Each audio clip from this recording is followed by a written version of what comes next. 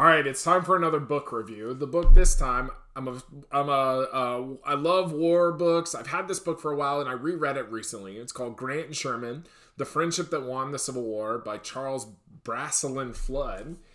And I read this book because it's an interest of mine. I was a former history teacher where, especially the Civil War, growing up in the region that I did was always fascinating to me. It's the only place where you can go and actually go to the battlefields. I live very close to Kennesaw Mountain battlefield, which was one of the battles on the way to Atlanta. And what's really fascinating about this book, number one, this book is a very easy read. It lays out their friendship. It lays out some of the kind of interactions that they've had really well. It's very well researched.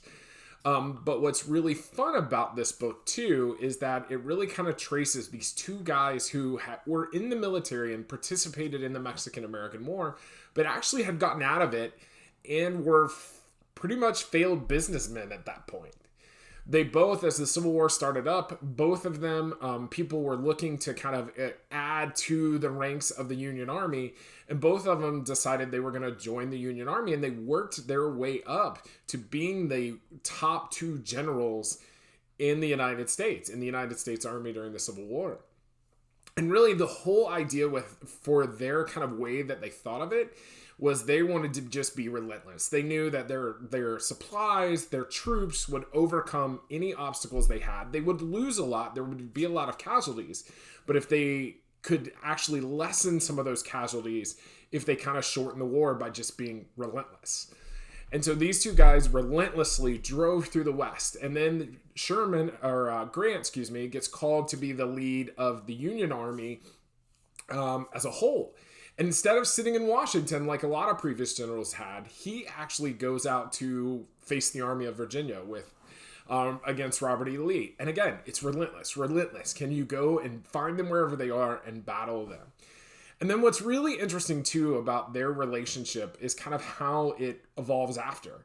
Because these two guys are considered the heroes of the war, but what ends up happening is that Grant gets the surrender from Lee, and then Sherman is still kind of not really fighting, but he's still facing an army in North Carolina, and he's trying to get the surrender out of them.